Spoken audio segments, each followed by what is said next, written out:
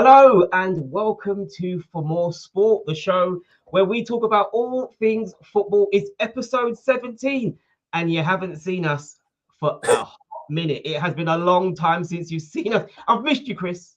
I've missed you, man. I've missed you. I must say. Honestly, it's been too long.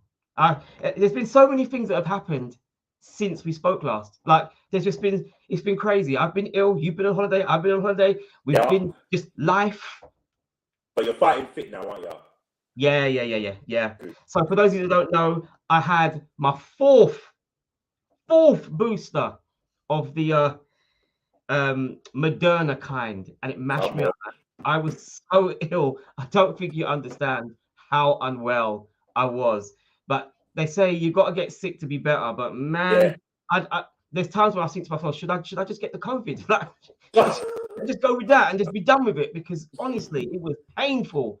Yes, we are live. So, Chris, it literally has been forever, but we're on episode 17. I know. I think the last time we spoke, they were still on Champions League quarterfinals. There were second legs to be played. Oh my goodness! Is that how far we've got to go back? Is it quarterfinals? Is it? Were we that Chelsea? Weren't Chelsea? Chelsea played Madrid by then. I can't remember now.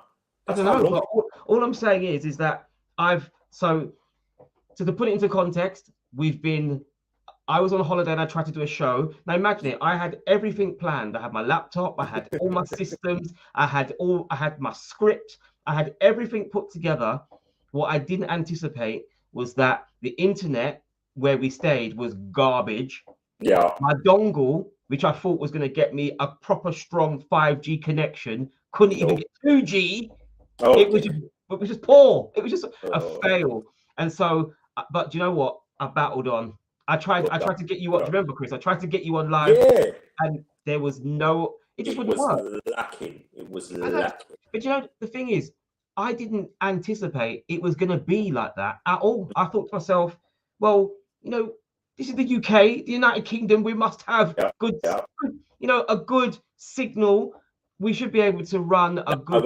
When you go to them exclusive places that you went to, Johnny, you don't run like that. That's terrible. Bar and bubble bar things that you. Oh my goodness! Now, Chris, I've got a question to ask you. Are you by any chance covering your mic? No, am I muffly? Oh, I've done it again. Yes, I have done it again. You see. Do you know what? Right, and I'm gonna bait you up here, because before we go live, we always do our checks. We check lighting. Obviously, you've got two rather dashing, dark-skinned men on the screen, so we need to have full lighting. We need to be glowing. We check visuals. What did we not check? Sound. No, you checked. Your sound was wonderful. Okay. Yeah. I would like you to carry on. I'm going to turn off my mic. Yeah. I will be with you shortly. Thank you, sir. This would be excellent. So, guys, it is. I'm so glad that you've tuned in, and thank you so much for hanging out with us. Episode 17 of For More Sport. If you are new to us, my name's Johnny, and my boy Chris, who will soon join us. I love that photo that he has there. You're back. You are back. That makes more sense. I was thinking I was a little bit off center. It's been a little crackling, but you know what? We're going to crack on. We're going to continue. So obviously there has been a lot going on in football. Mm-hmm. I know that we are going to start with, and the thing is, I know that I get told off a lot. You talk too much about Arsenal, Johnny. You talk too much. But we're going to talk about Arsenal firstly. Come on. But only because it is the North London derby tomorrow. That is all, and that's all it is. And then after that, we're going to talk about Chelsea. We're going to talk about Liverpool. We're going to talk about what's going on at the bottom of the table. Mm-hmm. We're going to talk about all of that. But I want to start off as I've been told I do about my team. Of course. Now, as you clearly see, the league is, Man City are at the top. Yeah. Liverpool are just behind them. Yeah. Well, actually, they're on equal points right now. But you play they play the game less. Yeah. So equal points, but you have to win those games, haven't you? You've got to win the game. So at the moment, equal points. Who knows what's going to happen? Below them, you've had Chelsea, and Chelsea have, for the best part of half a season, just been riding third place. No problems, no issues, no one near them. They're happily just ticking over. They're going to get Champions League. I can see where this is going. I can see where Chelsea are just going to get Champions League. It's a foregone conclusion that they're just going to get. They're going to qualify. We all know it. It's going to be like that. And then you've had the likes of Arsenal, Tottenham, West Ham, Manchester United, all battling and fighting for that fabled, that difficult fourth spot, right? So that has been how it has been for a long time. Has that changed? Oh, has it changed? Actually, no. On paper, it hasn't changed. Let's be real. On paper, it hasn't changed. It is still Liverpool, Man City, Liverpool, Chelsea, the likes of Arsenal, Tottenham, Man City, Man United, West Ham, all battling for fourth spot. Yeah. And I don't know if you've noticed the trend, and if you are a Chelsea fan and you've just come across our channel, I'd love to hear your opinion on it. What has happened to Chelsea? Because they have slowly but surely been sucked into a potential scramble for the Champions League qualifications. Would you agree, Mr. Topher? Are you worried? Yes. And so you should. No. I didn't put their full names. I've got to do that again. Don't worry. We fully understand that spell check is not, it happens. But I've done it again. Wait. If you've done it again, I'm going to upload it again. Let me answer the question. Have Chelsea been sucked in? Well, of course they have. I think. Okay, let's look at it like this. Yeah. No. I'm going to answer the question. Yes, they have been sucked in. Yes, because I gave you a closed question. You did. But I'm going to give you. I gave you no chance to expand, but you're going to. They've been sucked in. Yes. I think we're going to look at the wider context of it. We've got to say, were they sucked in or did they fall into it? I don't know if they're one and the same thing.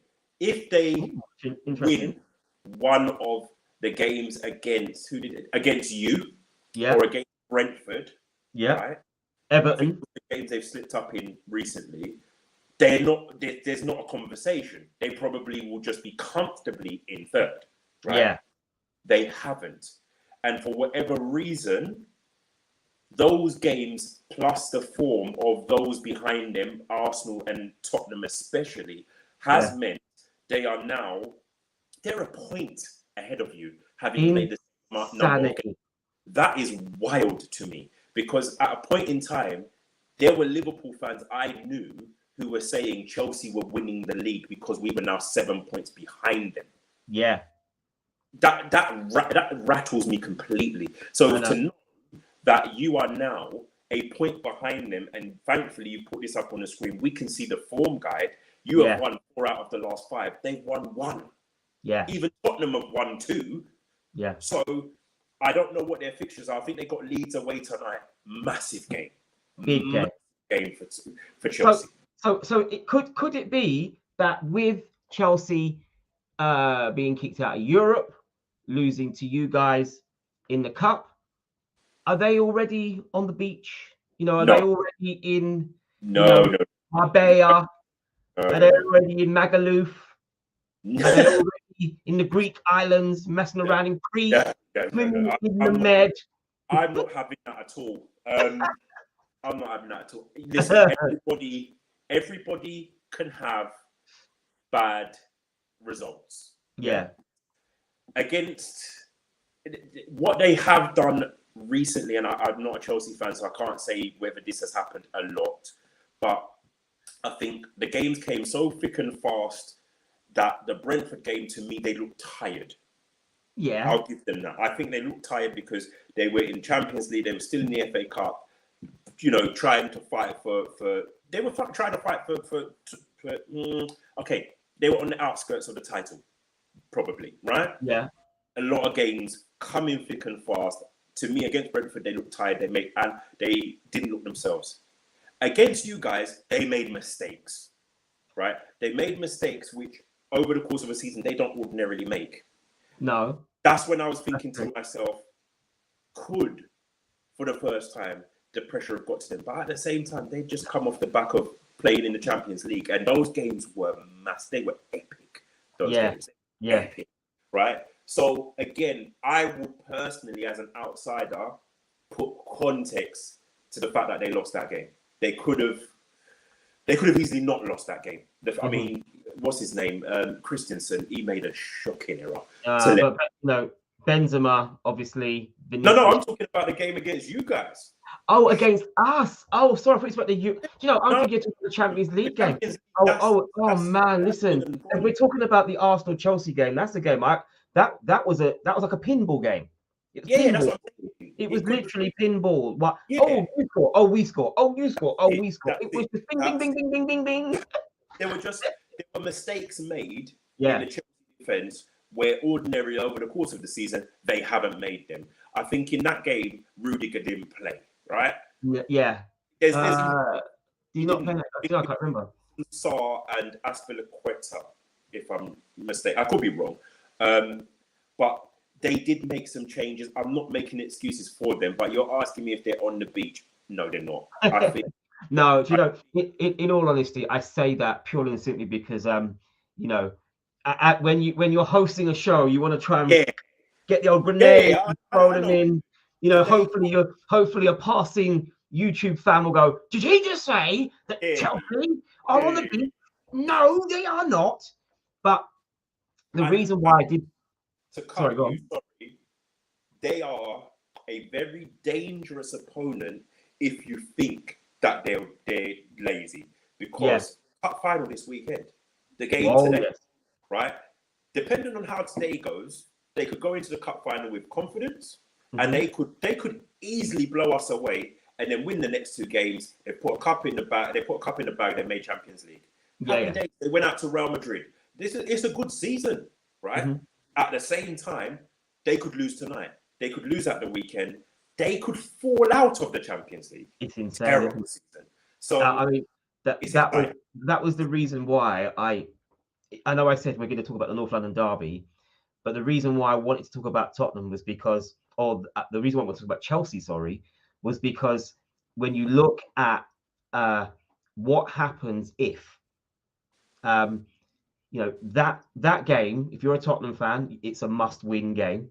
If you're an Arsenal fan, it's a must-not-lose game. Yeah. For Chelsea tonight is important for them to definitely win their game away to Leeds. They've got to get points on the board for that one. Yeah. Because if, I mean, I know there's lots of variables. You know, if Arsenal win and Chelsea lose, there's a very good chance that Arsenal will, arguably they will. That will be who qualify. Just potentially, that's what. I don't want to be presumptuous, because obviously Arsenal have still got to play some serious games away from home. Tottenham arguably have got the easier games, and they've got home games. So, you know, in a way, they also have the ball in their court. It's almost like all these games have come to a bottleneck. Yeah. And the bottleneck is you know, today Chelsea playing Leeds. If Chelsea beat Leeds, they pull away. If Tottenham beat Arsenal, then it's going to be very difficult, because only 1 point gap between the two teams. But they're both showing form. You know, Tottenham haven't lost in 3, and they've been to Anfield, which was huge. You know, to go to Anfield and not lose is the same attitude and the same mindset that we need to have when we go there. I hope we don't try and defend. You know, we'll get picked off by Son and Kane. They'll pick us off. 100%. So for the neutral, I think it's going to be a very exciting game, because it's going to be Arsenal have got some young guns that want to attack. Tottenham have got to win the game, so they've definitely got to attack. Conte is a very intelligent manager. He's not going to make mistakes. He knows how to drill his team. If you speak to any Tottenham fan, they'll probably tell you it all depends on what Tottenham team you get. If you get the team that played against Liverpool a couple of days ago, Arsenal are going to be in a lot of trouble playing at home. The history is we win at the Emirates, they win at White Hart Lane. We beat them at the beginning of the season. Stands to reason they may try and they want to even the score, but it's just the fact of where this game is in the season near the end. Yeah.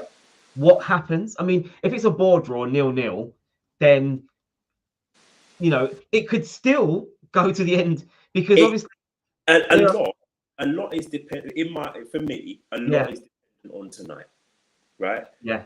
If we're going to talk about Chelsea being in this situation, Chelsea win today, 70 points. To me, they knock stuffing out of Tottenham.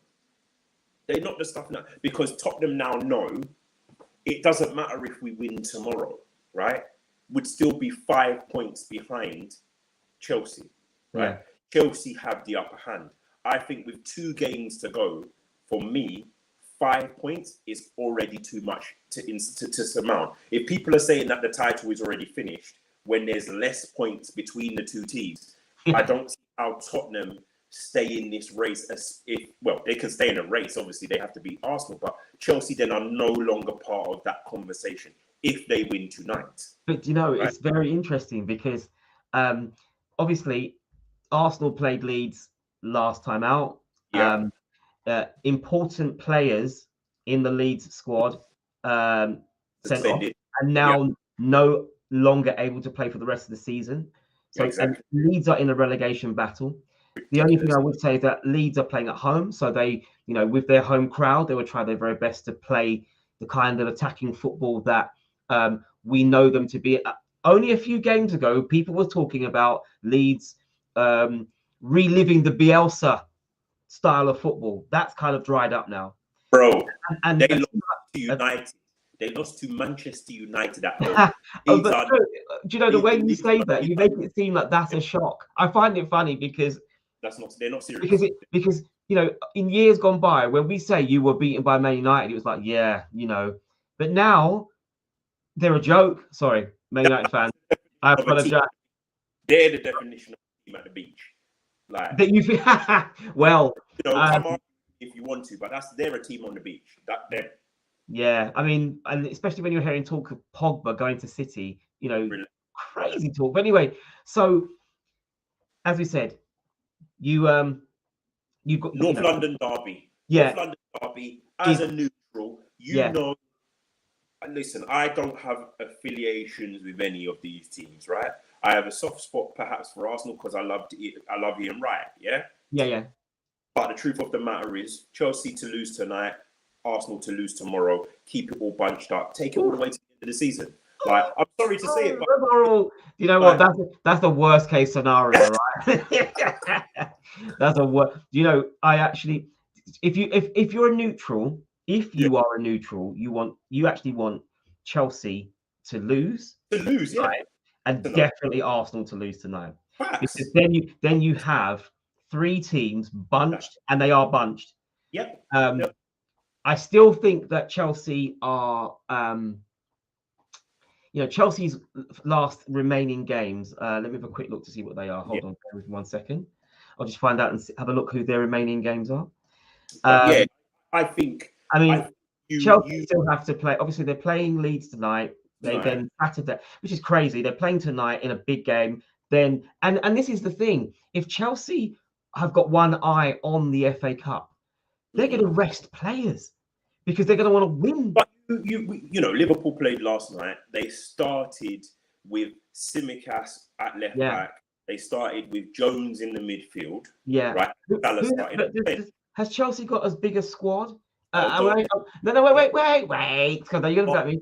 Yes. Do they have as good quality on the bench to play a weak We're still not doing it. We're not doing right. Okay, let me finish. So they have Leeds away. They play you on Saturday in the FA Cup, and then they have Leicester at home and Watford at home. They'll win both of those. Yeah, the Leicester game maybe. Nah. Leicester are another team on the beach. And Watford are making sandcastles, right? Brother, Blackpool and team. Brother, they're not serious.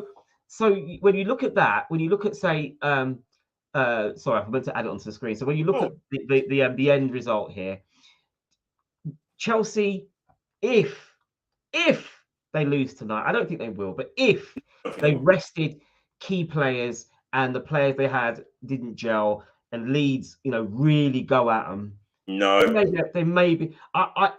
Don't get me wrong. I expected Chelsea to beat Wolves the other day. Up as well. And that was a difficult game, and by the end it was 2-2. And the reason why they are in this boat as it stands is because they've, you think when was they beat West Ham and they beat 10 men at West Ham. As you can see, there's a red card there. Yeah. They play and draw with United, who, then they get beaten away to Everton. Then they draw with Wolves. The last 4 games, they have just literally come off the boil. I had this conversation in the last show where we were talking with Roger, and I said to him, what's gone on with United? What's gone on with Chelsea? They thought it was, the beach. They were ready for the end of the season. I mean, Chelsea have won this season. They can celebrate a relatively successful season. You think so? Well, if they qualify for Champions League, they've won. So they've qualified for Champions League. They've won the World Club Championship. Yeah. That is what. Do you think Chelsea fans would honestly call this a successful season? I think that they will. They've won. Picture this way: at the end of last season, I was the first person to say Chelsea are going to win the league this year. Because I felt that they're a strong team. They proved how well they are. They won the Champions League. They were just that team was a very difficult team to beat. Yeah. I thought that they were definitely going to win the I knew they were going to win the Champions League, but I thought they'd win the Premier League this season. That hasn't materialized. Oh, sorry. So hi Robert, how you doing? Chelsea haven't been the same team since the Champions. Yes, he's right. He knows. So they are. They have. So Rob, I don't know how long you've been in, but we were talking about on the screen. You can see that in the last couple of games, it has been. They have gone off the boil. Couple of draws, couple of losses. Tonight, it depends, and I'd imagine that the team has also been announced. This is the thing about Chelsea. Yeah. We've put on the screen and the teams that they've got to play and whatever. Chelsea can win all of the remaining games. Doesn't matter the opposition. They can beat everybody. This is the point. That's why for me, tonight is important. But where you said earlier, do I think we have a better team? As a Liverpool fan, do I think we've got a better squad than them or whatever? Yeah. If me and you and many other pundits and whatever were thinking that with them buying Lukaku, that was the final piece in the jigsaw, that made them the favourites. Yeah. Why are we here now? And it's a case of we're questioning whether their squad is strong enough. I think it's more that they got injuries at key times to key players. But in all honesty, if they have a fully fit squad, we're talking about Chelsea winning or being in the race for the league and the Champions League. Let's have it right. Do you know what I mean? Yeah. They've had a tough time, and listen. I'm a football. Well, actually, can I just show you here? This is actually the team that they've got aligned for tonight. So that's a good side. I mean, hold on. What Rob's gone? We need a good performance tonight to give me hope for the FA Cup on Saturday, which I'm dreading. But Mendy, Rudiger, Christensen, Chalobah, James. That's a very strong side. Leeds are not beating this team. And when you look at the league, look at that. 5 at the back. They're not trying to score. They're not trying to score. They're going for very. So when you look at that squad, okay, I think. Do you know? I'm actually surprised. I genuinely thought that Tuchel would rest. You can't afford to. Yeah. And this is the point, right? I think a point was made in our group yesterday, and it was like, oh, Liverpool, man, what's going on with them? You got to remember, if you put context to everything, they are going to physically play every single game that is possible. Chelsea were very close to having the same thing. And actually, if we do the maths, I think them travelling to go and play the World Club Championship, it almost equates to them playing pretty much the same. It's just the Champions League semis and the final. So they probably are one game short of Wait. Let's think about it. Yeah, they're probably about a game short, but people don't want to talk about context and fact. Look, injuries, the amount of games, the turnaround, and whatever. And what's going on and off the field with the club. That's definitely going to mess about with the balance and the cohesion. Yeah, I'm not disrespecting what anybody does. I think wherever you come in the league, you deserve to. Do you know what I mean? But if, let's say, Arsenal did catch them, for me, there is context there. Arsenal, for a long time, only played one game a week.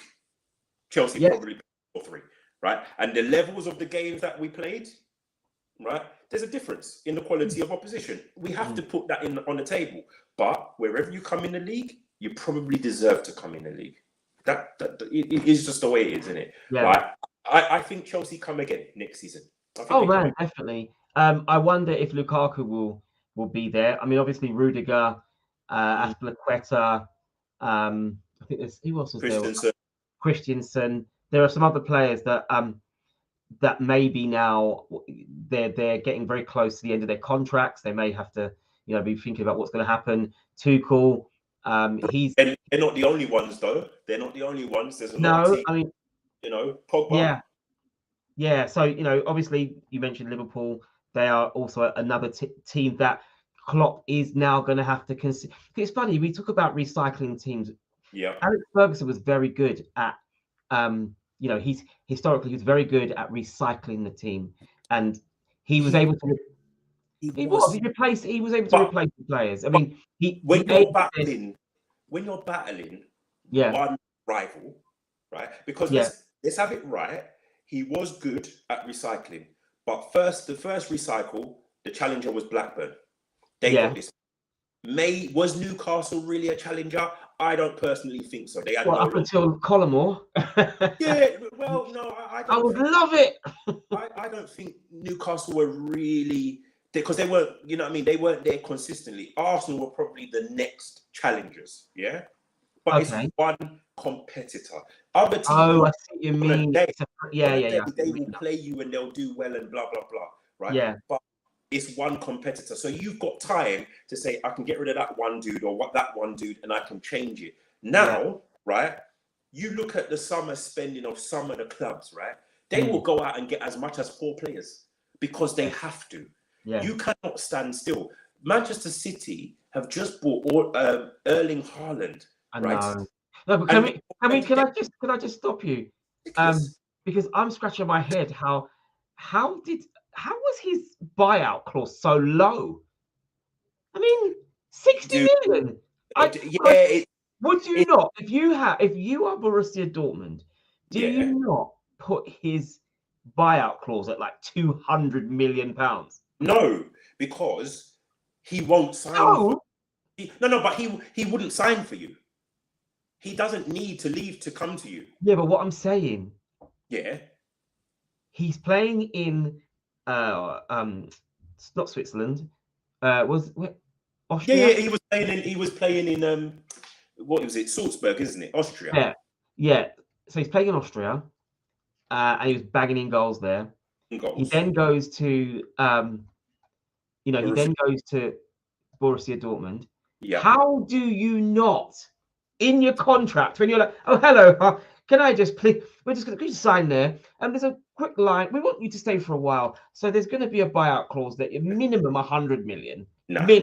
Nah. Obviously, 100 million is reasonable. Don't you think in the current climate? Hold on, you're telling me that you telling me that you don't know if he's going to Grealish better than him. Is who? Grealish. Listen, we're not doing that. He different positions and all that. Stop all of that. They don't know that he's going to bang. They just know that when he was at that. Are you going to bang though? Yeah, that's right. So reduce it.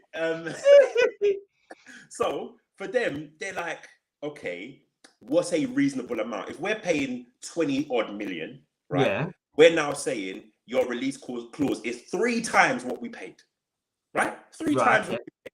So he's like, you can't make it more than that because you're going to stop my development. I just won't sign with you. I carry on scoring in this league. Somebody else will come in and pay, and they will do the same thing. mate, if you have looked at the actual details of his contract with City, he's got a clause where he can talk to one club if they come in at the right level. We don't know what the amount is. But no disrespect, Man City, right? Because I just clap. Robert has gone. Ireland to City means the league is over for the next 4 to 5 years. Should we start playing tennis? 30, 15. Listen, don't get me wrong. I know that there were people that were even saying, wow, Lukaku to Chelsea, is that the missing piece? I'm not saying that Haaland's going to come to this country and just destroy it, because the Premier League. No, he will. Differently. He will. The Premier League is a different league. He's going to have to. He will. He may well. Don't get me wrong. Now that City have a weapon at front, it's going to be a very different ball game. I get that. I wouldn't go as far as to say that. That he just starts watching football. And what is this? I don't see how Haaland in the City team fails personally. Also, I think he will make Grealish more effective. Don't get me wrong. At the end of a Grealish cross, he will be his head. There's no doubt about that. He will bang in a lot of goals. But I'm just thinking. Can I ask you a question? I'm just to finish the point. I just think it was very, very short-sighted on Borussia Dortmund's point to have him be able to leave the club for such a small amount of money. Come in the current climate, who is the most expensive player in the world right now? Neymar. And how much did he go for? 125, something like that. Right. Then the Mbappe, how much is he worth? Worth easily more than that. Right. And how much was his buyout? I mean, is he got a buyout clause? Is there one thing? Run down his contract, hasn't he? Run down his contract, right. So you've got Haaland, who is up there now, and he's only 21. I just think that when I saw 60 million, I was like, why didn't Arsenal get him? Like, why didn't anyone get him for that money? You're making it sound too easy. Do you know how much he's getting in wages for a 21-year-old? God, I don't know how much is it. Is it 200,000? It's rumored to be 50 a week. How much? He's rumored to be getting £450,000 a week. Yeah, right. At the end of the day, he knows his ability, but the club he goes to are buying the potential. When Borussia Dortmund went for him, they were the only club who went for him. No one was prepared to pay Salzburg because they didn't know whether he was going to do it. He's now done it, right? They met his demands of, I'm not going above this amount because I believe in my quality. I'm not sure if you do. So now he's gone to City and he has said to City, you're going to give me 450, and when Real Madrid are ready, you will give me permission to talk to them and you will agree a price with them. It's in his contract. When I saw that, I was like, wow. When? Not if, when. Thank you. Why would you put that in your contract that when Real Madrid come in, I'm allowed to speak to them? Don't care about anybody else, but Real Madrid, put the clause in. That's when you know, like, you can't. Why do you think even City got a free run at him? You think Arsenal could come in? Because of his dad? Do you think it's because of his dad? The fact he was born in played for City, didn't he? He did play for City. So now he's I think it comes down to money. I think right now, City were the only team who could pay the wages. 450 a week. That's ridiculous. I mean, he's not going to go in the French league because that's a waste of time. Real Madrid, they also have financial, because they're going for Mbappe, aren't they? They want Mbappe. So they're not going to get him.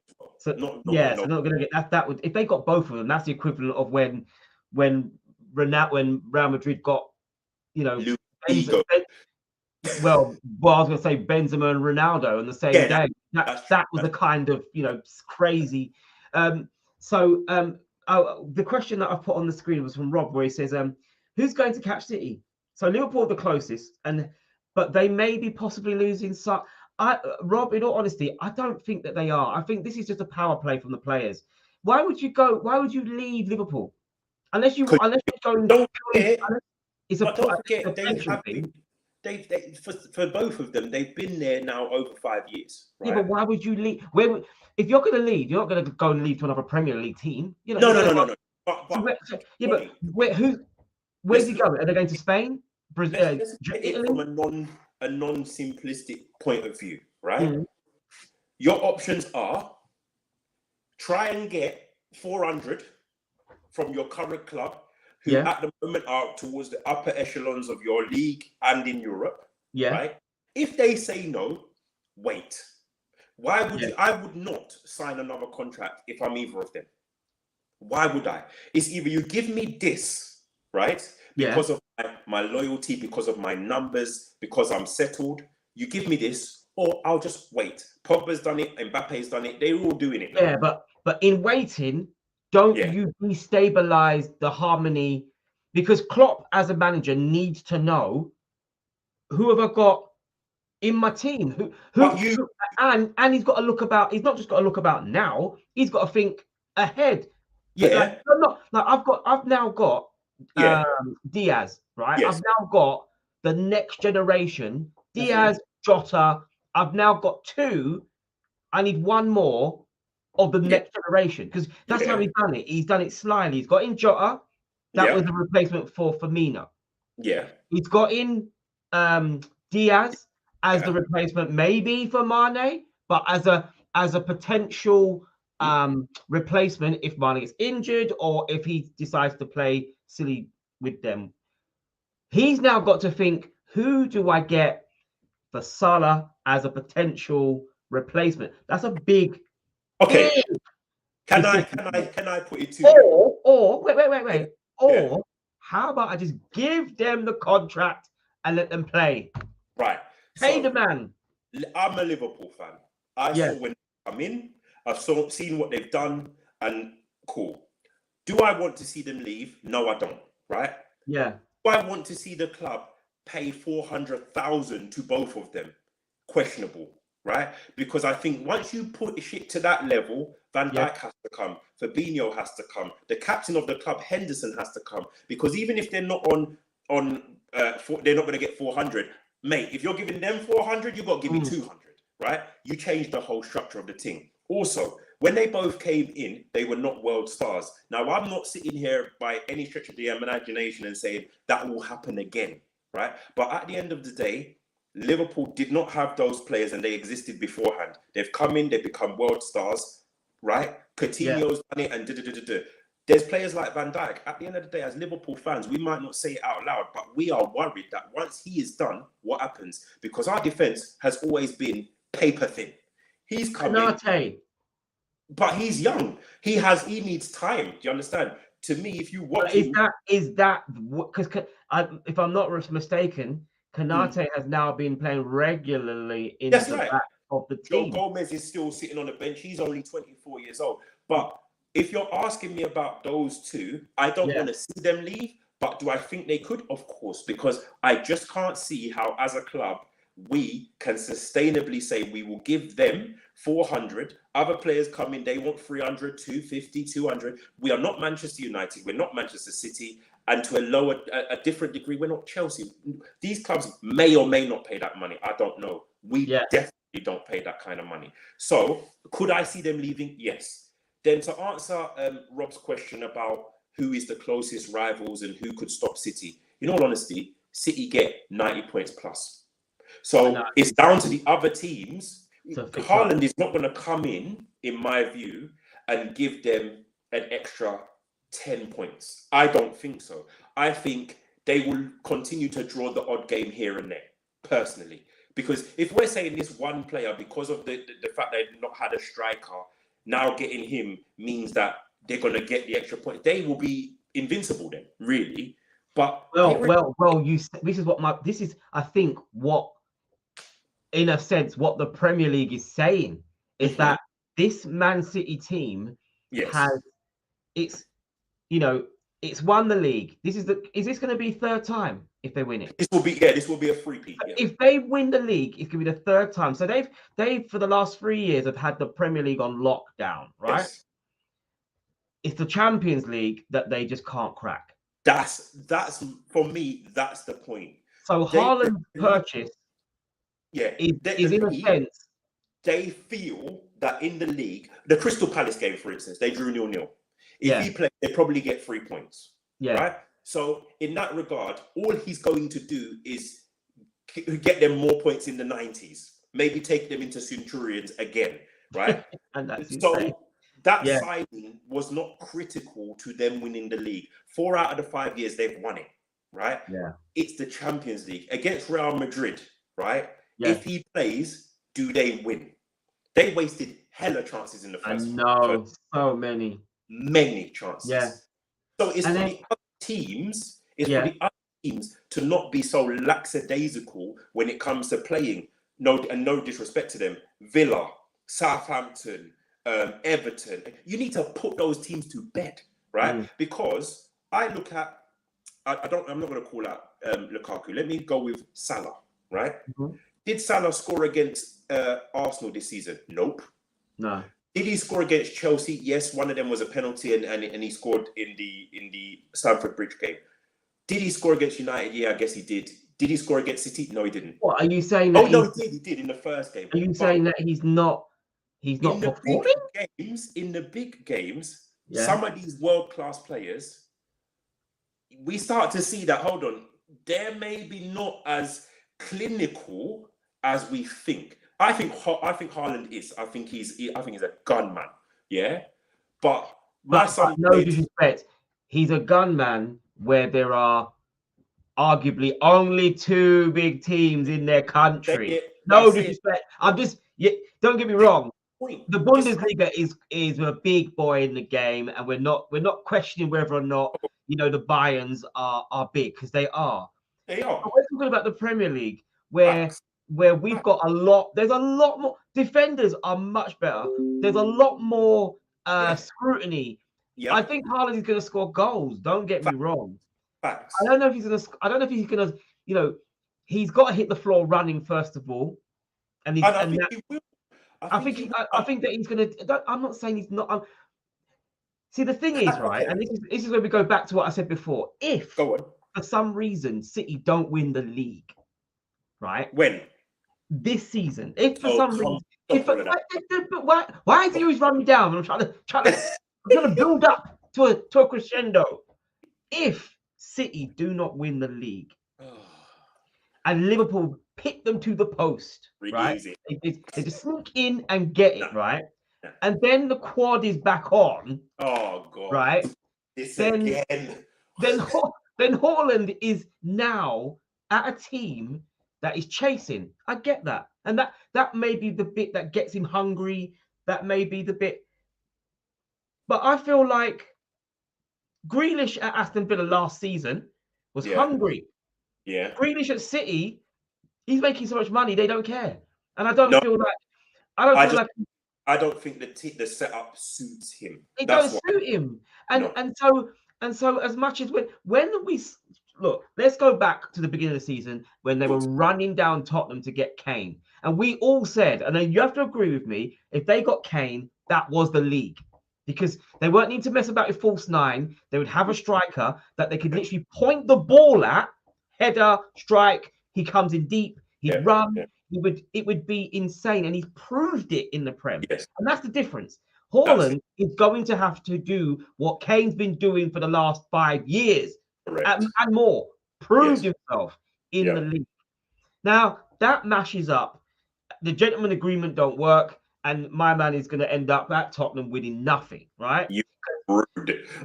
I'm just saying it as it is. He's going to be one of your own, as Tottenham love to talk about. He's one of our own, and he's one of our own, and they're going to win zippity split.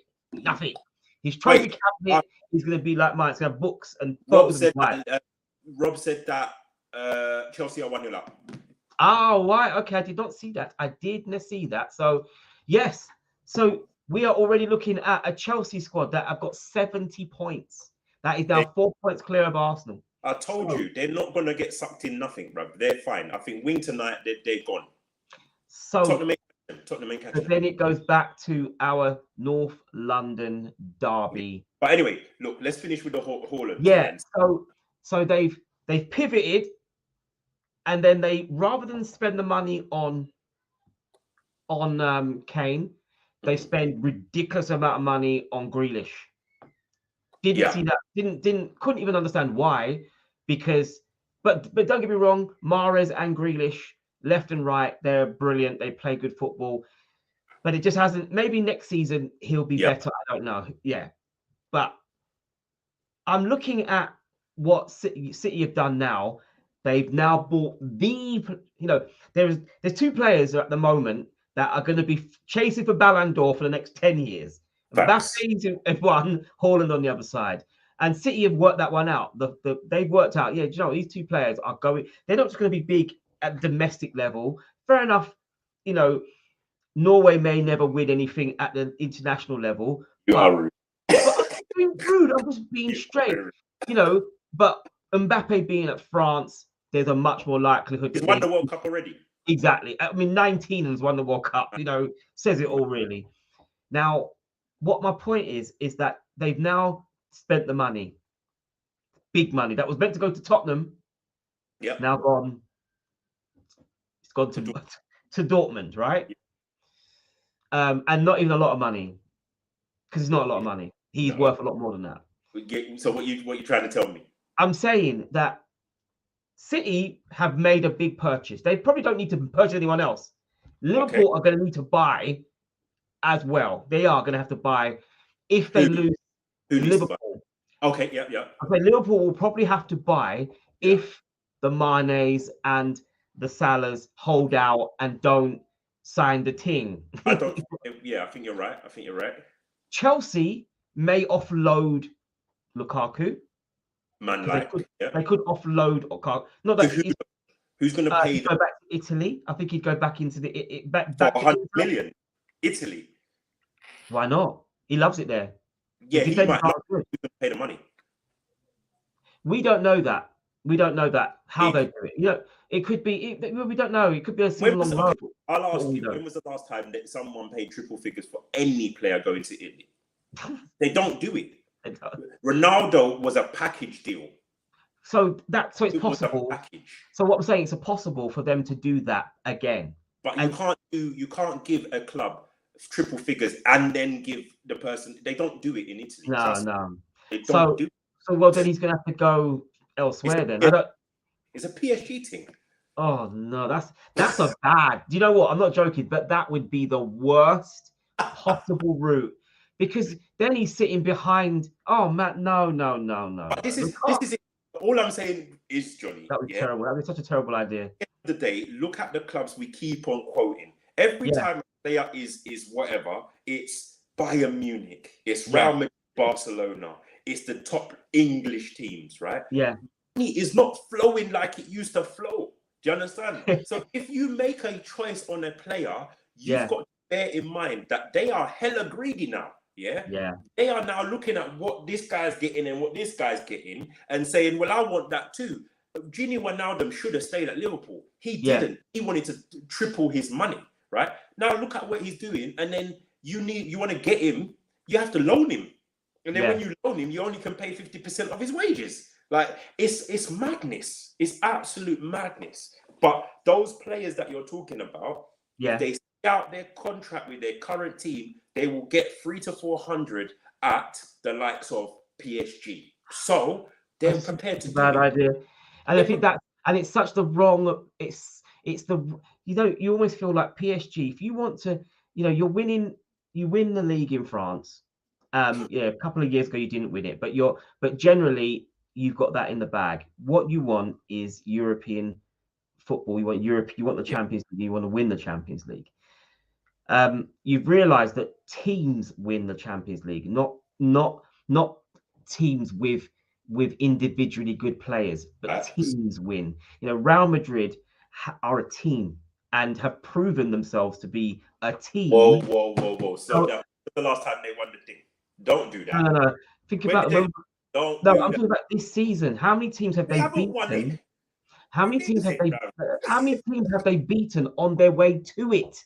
Oh, that's what I'm saying. I'm not saying how many good teams. The current holders are Chelsea. Put respect on their name, bro.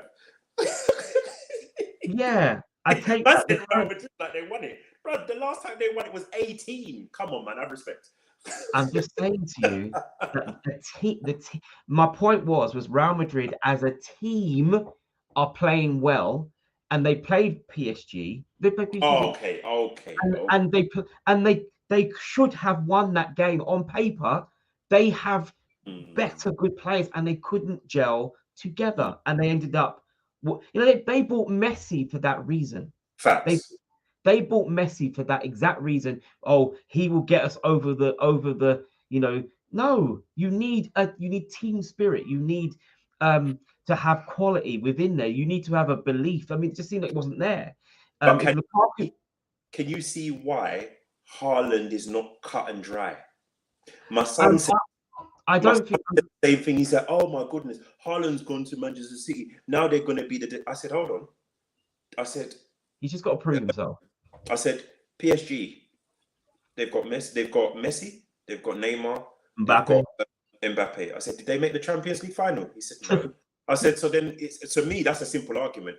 Haaland will improve City. Yeah, that doesn't guarantee anything." Me and you lived through the Galactico period. Me and you, we lived through it. R9 never made the final of the Champions League. Never. I know, it's insane, isn't it? One of the greatest strikers that has ever played the game of football. He never made it there. We are the champion. He never heard that music, bro. Don't be now. Who's being rough? Now who's being cold-blooded? Cold-blooded. So I said so. Basically, my point is that you need to have cohesion. The team's got to work well together. Liverpool have got that. Man City definitely have that. They do. And I think that if Conte stays at Tottenham, he will get that with that club. I think he would get that. They're not going to spend the money. They're not going to spend enough money. Well, you say that, but when Arteta started getting the broom and sweeping out people and putting them on the bench, just sitting there, people think, "Are you crazy? Like, why are you doing that?" We spent all that money. Look at Pepe. Now, Pepe has the ability to be great at football. He is a good player. Mm-hmm. He's not playing for Arsenal. He's not playing for Arteta. He's not playing for him. He has decided that I will run out my contract and I will go. And Arteta is going to do everything in his power to try and get rid of him. In fact, he will. I wonder if he will survive this season. I wonder. I don't know, because where do you put him? How do you play him? And you've got to make sure that he's happy. He's coming on as a sub. I mean, imagine it for Saka. He's coming on as a sub. He's one of our most expensive players. He is correct. Our most expensive player that we have ever spent money on, and he's sitting on the bench because Arteta decided he's not that guy. But we need him to be that guy. Arteta didn't buy him though, did he? Who was that? Was that Emery? Emery, I think. Yeah, I think he came on. Yeah, I think he. Yeah, I think he was, that is the kind of thing that when we start to see managers struggling or whatever, we're like, why are they not buying players? It's things like they'll point to things like that. Yeah. Right. They'll point to things like that. We won't ever hear it, but people will look at that and they say, we spent 72 million on that guy. He was your choice. I look at the beginning, I didn't worry about Liverpool, but I did say to myself, my goodness, this guy is persisting with this Donny, this goalkeeper. And I'm thinking, this guy's garbage. It took the Champions League final for Karius to completely lose the plot. Yeah. And then against Real Madrid. Yes. Yeah. Because during that season, he was useless. But Klopp kept on playing him. Yeah. And we're thinking, I don't get this, right? And he was living and dying by this thing. And it took the biggest stage of them all for him to humble himself and say, no, this guy, if we keep this guy, we're not going to progress. And this is the same thing. I look at all of the Arsenal signings that Arteta is making, and I'm like, he's going to be quietly judged. Yeah. Not just the ones he gets rid of, but the ones he buys. Because if he doesn't do well, they're going to be looking and saying, no, we can't give him more money. We just can't. That's why. Wow. So Rob has just updated us that Daniel James. Oh, they're going to hold fire. Do you know what? Right. Do you know what's funny about what Rob has just said was when James nearly got sent off against us when we Yes. played them at the weekend. Their heads are gone, and so that game's over. So, Their heads so are gone. Their it's fair club to is say that you know, Chelsea are now back on track.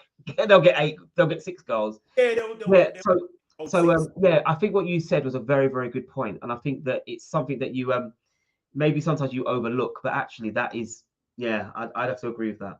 You have to humble. You have to humble Yeah, yourself. I think that when you have under Arteta, he's brought he's brought in Ramsdale, he's brought Yeah. in White, Yeah. he's reinvigorated El Neni. I Yeah. mean, But do you know what I mean? He has really just and obviously our captain was Aubameyang. mhm. He put him on the bench and said, "Yeah, do you know what? I think I can do well with my kids. Mm, And if you want to go, you can. I'm not going to stop you." Lacazette, you know what, mate? You are a good player. I made you captain because you're the oldest player here. But actually, Erdegaard is captain of his country mhm. and is actually a very, you remember where he comes from is Real Madrid. He was meant to be, he was like a child prodigy. He's come Mm, to us. He's really cemented himself in the midfield. I love watching him play. You know, yeah. he may not be the quickest player in the world, but he's got a brain. He's quite smart. And I think when Partey comes back in, That's what I was um, gonna. it's only going to be that, Partey. We couldn't win without Partey. That was the problem. Was when we hit that that period where we couldn't hit a barn door. It was when Partey got injured. Yeah. Partey and Tierney got injured, and we suddenly went, what would we do? Well, Cedric has stepped into. Yeah, Cedric's not. I don't rate Cedric, but you know what? He's doing what he needs to do, and we're getting through. We're getting results. And you know what? El Neni has stepped up, Of and he's playing really, really good. And don't get me wrong, tomorrow is going to be a big test because we're This is playing. Yeah, this is it, right? For yeah, me, and I'm gonna say it to you, and I want you to just be honest. yeah, No bias, but I want you to be honest, right? yeah. If you don't make Champions League, has it been a successful season? If we don't make So I'll answer that question by saying that I believe at the beginning of the season. No, sorry, I won't even mention that. I'll say to you that I think that Arsenal have overachieved this season. We have If definitely. you don't make the top four, has it been a successful season? Let's say you come fifth. If you Yeah. come fifth, has it been a successful season? Okay. I'm going to say yes, and I'll Okay. explain to you why. Yeah. Last season we weren't in Europe. Yeah. This season we would be. So Yes. as I see it, that means that not only have we gone higher up the table than we were last season, then it's Yeah. an improvement on last season. Yeah. Is it what we want? That's slightly different. That's Arsenal have high expectations. yes. And so when I say to you that we have overachieved, what I'm Yeah. saying is that the Arsenal brand says that Yes. you should be getting Champions League every year. Mm. Because for 21 years we did. For Yes. 21 years, we Exactly. qualified for the Champions League. We didn't. We didn't. We were looking at exactly. you and jealous. So Arsenal fans have we the older fans, like me, who year in year out experienced Champions League qualification like it was just regs. Mm. To see that we've been out now for many, many years out of the Champions League hurts. But we were not in anything last year. We weren't in Europe at all. We were stuck on this island, and the closest we got to anywhere was when we were on holiday. It was no, So this season, if we get Europa League, it is a step up from what we got last year. Now, the Arsenal board have just given Arteta an extension on his contract because they recognised that, you know what, you came to us in your first season, you won the FA Cup. Well done. In your second season, you then suddenly realised you had some big characters in the dressing room, and you've actually mocked them out. You've got rid of them. It wasn't. We made at the beginning of this, in the middle of this season, we were in danger of making the same mistake with Lacazette that we had done with Aubameyang. Mm-hmm. And Arteta was like, no, we're not doing that. We're not going to make that mistake again just because he's done really well for a few games. We're now going to give him a contract that's going to last for 5 years and it's going to burn us a hole in our pocket. No, we're going to be sensible. And you know what? We may have to take a bitter pill and lose some games. but in the long run, it's going to be better. Now, our squad is the youngest squad in the Premier League. The youngest squad. Listen, our kids are the youngest squad in the Premier League, and it is not that's a fact. What does that mean? What it means is that our squad is playing better than some of the men teams that you've got out there that have been in the league much longer than us. Remember, trophy. I don't get it. No. We may not have won a trophy this season, but the fact that we've got our team back to winning ways, right, is the beginning. Like as you said, you yourself talked about the Liverpool team that lost to Real Madrid in the Champions League. Right, they had to learn the hard way. They didn't win the season. They didn't win the league straight away. Klopp came in and he had to build, and he slowly got his team to where they are right now. Arteta is doing the same thing. I'm not saying that he's going to win the league. I don't think you can win the league when you've got teams like Man City and Liverpool and Chelsea who are able to, are Arsenal strong enough at the moment to stop the big clubs poaching our players? I don't think we are. I don't think. Could they potentially go? They could do. This is why I was challenging you, because nothing stays the same, right? No. If you remember that particular game when we played Real Madrid, Coutinho didn't play. Yeah. Because he was sold, right? Yeah. And when you stop and think about it, Alisson wasn't part of that team. My point is, right now, your team is the youngest. Mm-hmm. That can all change in the summer. It could change a little bit down the line. Yeah. But right as it is right now. Right now, it is the youngest. Right now, it has the potential to do bits, right? But in the same way with us, dude, he comes in, we don't make Europe the first year, but we made the Europa League final, lost, right? Then he has a whole year out of the Premier League, out of Europe. Yeah, Europe, yeah. He comes fourth on the final day. Yeah. Right? That next year, somehow he makes the final. Loses to Real Madrid, it's European royalty, it happens, right? Mm-hmm. But like you just said before, it's progress every year. Yeah. For me, I'm just saying that, just like you guys, I think that there's a possibility your ultimate goal for this season will be realized, yeah? For you, you say one way or the other. If you make Champions League, wonderful. But if you make Europe, it's mission accomplished. But I think that, so my point was Champions League is the over. Yeah, that's it. Over. Yeah, that's it. Europa League is mission accomplished. Would have been mission accomplished. That's it. I agree with that. I think because like anything, once we are now in the Champions League, that changes everything for our season next year, because suddenly we're going to be playing a lot of games. We'll be playing some, the big boys of the European football world, and that's a big step. That's a big jump. Arteta has made, Arteta is putting us in the, with the big boys next season. Like, I actually think, look at what West Ham have done. Look at what Rangers have done. Look at what Leicester have done in the lower competition. They got much further. Yeah. Arsenal, I think, again, if we get out of the group stage, is an achievement. Yes. The big achievement for us is making sure that when I look at Premier League 2022-23, we're still in top 4 spot in the Champions League, and we've done it again, because that's the key here. The key here is doing it year in, year out, year in, year out. I will give, I sit there and I listen to listen, I love football, innit? Yeah. And I listen to a lot of people debating and stuff like that. For me personally, right, I'm a Liverpool fan. I'm enjoying this season. It's stressful because every 3-4 days, there's something riding on the game that you're playing, right? I think Saturday is going to be the first time that we will know, like, what's going to happen. Yeah. You lose to Chelsea, no more quad, we can relax. Yeah? Yeah.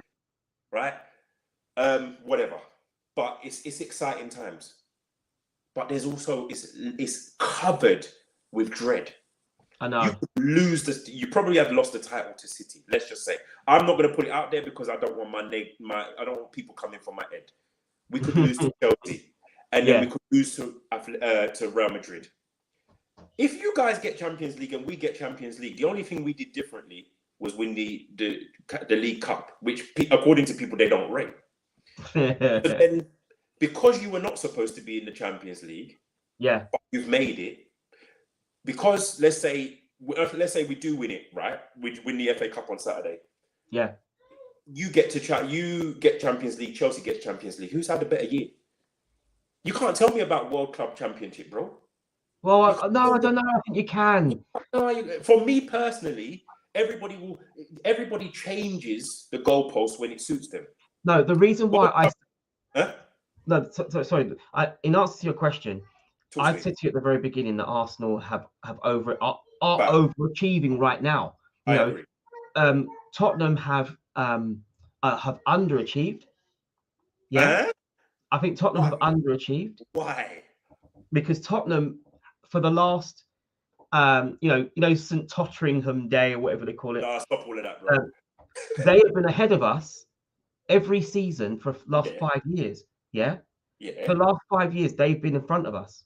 At the moment, we're ahead of them, and the squad that they have. Because remember, Arsenal's team is the one in flux. Tottenham's team are established. Yeah, they're an established team. They've got a world-class manager. I mean, I don't know what you shot. Why are you shocked? What? Brother, listen.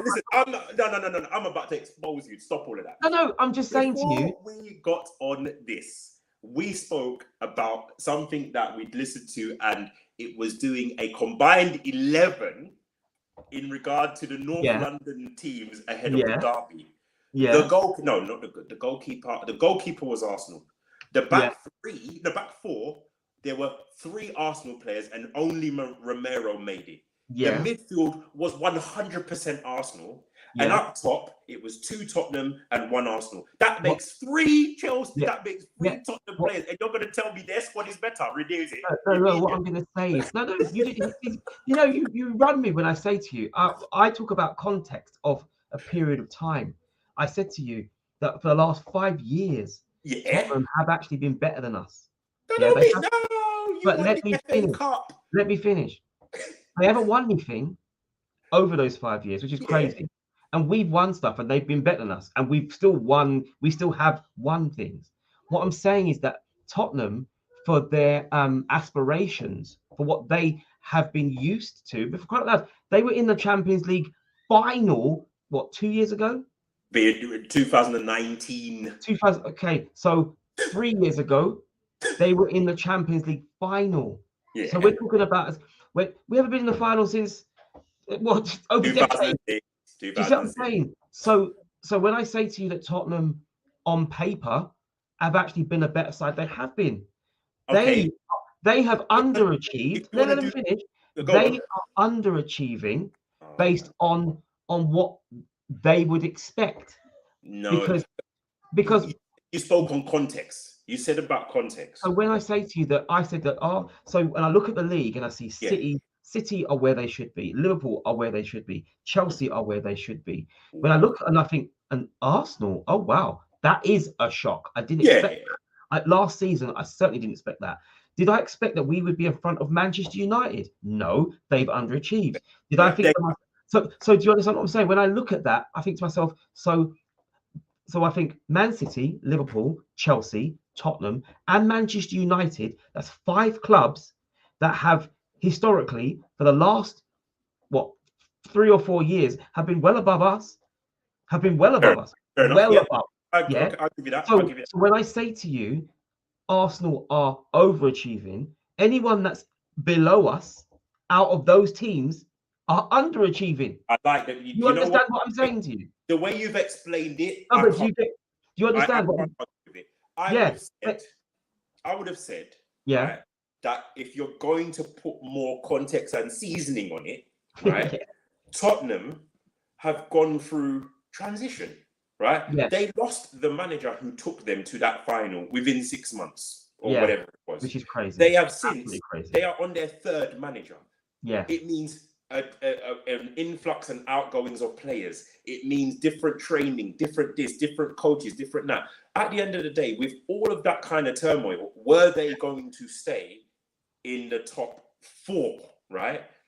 You just said we agree that Manchester City, perhaps Liverpool's season was awful last year, and they still came third, right? Yeah. But Liverpool, Chelsea, those three. That means there's one spot. We're disrespecting Man United because they are a monster of a football club, right? One of the biggest in the world. Is really meant to be above Manchester United, really, with the turmoil and the players and the this and the that, right? But that's, and as you said, it's from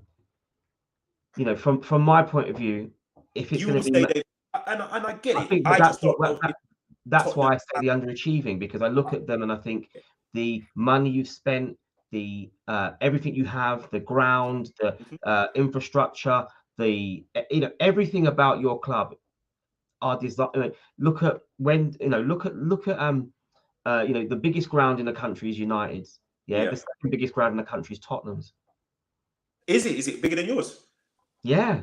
Tottenham's ground, and then so you imagine the biggest ground in the country is United's, and United's like 70,000 plus. Then the next ground down is 60,000 plus, and that is Tottenham. Tottenham have got big aspirations. They built a ground big enough because they said, right, this is it now. We've got the ground. Now, so then after that is obviously I think Arsenal's after that, and then I think Liverpool. Well, no, I don't even know. I think it's along Newcastle, Liverpool, those kind of clubs. What I'm saying is that Tottenham have for the last few years have been they were doing that to Champions League, and they've sort of crested, and now they may be going in the opposite direction. I don't know, but what I'm saying is that I never expected us at the beginning of the season, even at the end of last season, I didn't expect us to be getting Champions League football this season. But what I did say, and I know I said it 100 times, that if there's ever going to be a chance of us getting Champions League is if we're not in Europe. Yes, you did. I said that. I said if there's ever going to be an opportunity for us to actually get to the Champions League, it's going to be because we're not being distracted with having to go to Galatasaray or go abroad and come back and Wednesday night and then get smacked on Sunday evening. How many times we lose on a Sunday after we played in the Champions League because we're not just and I think that's the bitter hurt we're going to go through next season. All right, so I'm going. You know me. I'm going to be problematic. Yeah, go on. Are you then? There's a couple of things I'm going to say. First one, you talked about infrastructure, stadium. So why is it that Tottenham are deemed to be underachieving, and because they've come above you and so on and so forth? You have your stadium is massive. You've got good training facilities, good coaches. You've had players who were getting £350,000 a week, so the squad was decent. Yeah. Why were they coming above you? Are they a bigger club than you? Not a bigger club, but they had under Pochettino actually laid down the groundworks for them to be great, and then they sacked him, which to me is so negative because trust me, Arsenal celebrated the day they sacked him because they went, Spurs have done it again. And actually I was glad. I was like, oh my God, because finally we get a look in, because at that time he had got Tottenham to the point where, as I said, they were challenging for the Champions League. So but the remnants of that team are still there.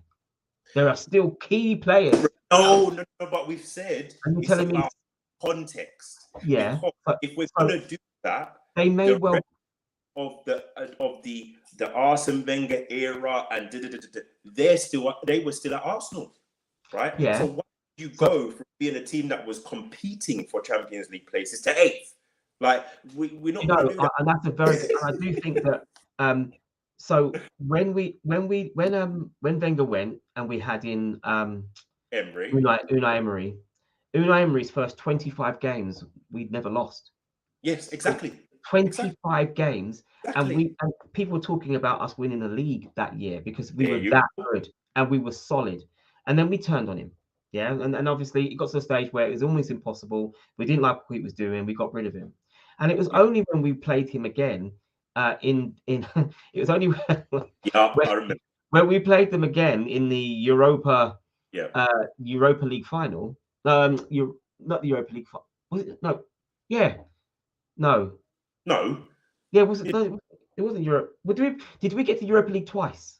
Did we get to the final twice and lose twice? Got you to the final and you Oh, we lost got it. us to the sorry, silly. We played Chelsea and they spanked us. That's right. And I remember thinking to myself, yeah, his days are going to be numbered. I remember thinking that. And then what happened was we obviously we've got some good players in there, but we knew that we had to go in a different direction. Now, when we got Arteta, when Arteta came to us, he kind of came to us and had a lot to deal with. In fact, the first part of his tenureship has been to try and get house in order, to get the house in order. I think he's got that now. And now now he's getting the opportunity to actually, I haven't got to worry about that anymore. Now now he's got a headache. Now he's got the headache of who do I play rather than, oh my God, what do I do here? Because like every single time I don't play him, he's good. Do you know, there was a lot of grief, and I feel like we've gone through that. Our transition, we've gone through it now. But we've done that transitional period. For me, I still haven't. I don't think I've got the answer. I don't see how that is different to what Tottenham are going through. But Tottenham are being, and I'm not. This is only between me and you. You're saying you feel Tottenham have underachieved because they were here, they were doing this. Yeah, they have underachieved. I'm saying that what's the difference between what you were doing and what they are doing now? Like, sorry, I understand what you. Okay, that's slightly different. You with me? Yeah, I know. I understand what you're saying now. So what you're saying is the periods are identical.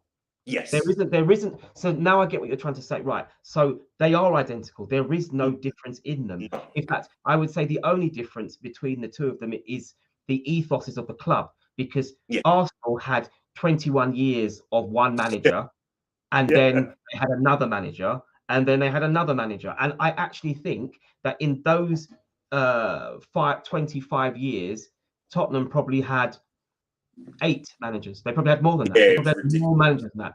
And you cannot have a solid, strong, and consistently reliable team unless you have stability. Or like Chelsea, lots of money to buy in managers. Don't do that. I'm just saying to you because obviously that model works at Chelsea.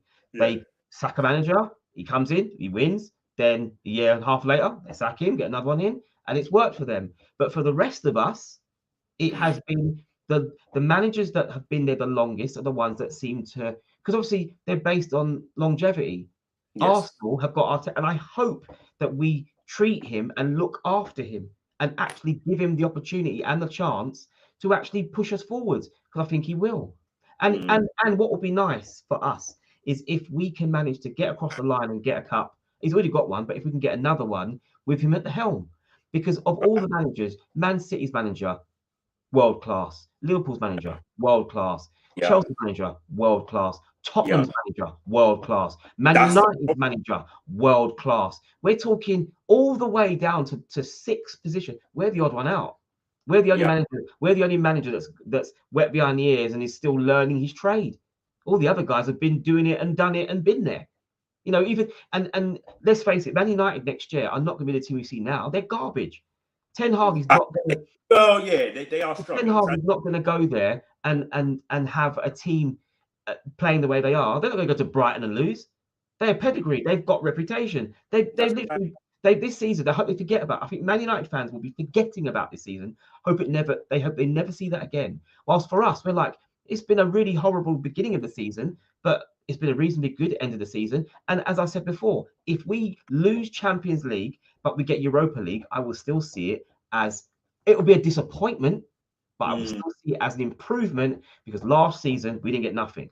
So as I see it, be grateful. Because you know what? We've got a manager that, as I've said, out of all of the top 6 managers, in fact, the top 6 managers, he is the greenest. Yeah, of all those managers, he's the greenest one. You've got how many league titles has Guardiola won? How many league titles has Klopp won? How many league titles has Tuchel won? How many league titles has Conte won? We're talking, and then you've got Arteta. He's the one that's like, I'm the new kid on the block here. I'm learning, and he's won an FA Cup. So I really hope that this is going to be, the next phase in the evolution of our club. But we have been chatting for a good hour and we want to go and watch some football now, mate. We're now going to watch the second half of the Chelsea game, and hopefully 10-man leads may potentially they may get an equalizer. No, they're gonna get punished. It's gonna be 3-0. But so sorry, it's 3-0. No, I said it's gonna be 3-0. That's my prediction. I think it's still 1-0. I think it's still 1-0. But they're down a man. So great show. We try to be as unbiased as possible. Yeah, I always fight somebody else's corner. Yeah, and Rob's gone. Great show, lads. Thank you very much, Rob. You know us. Our next show is going to be Sunday for episode 18.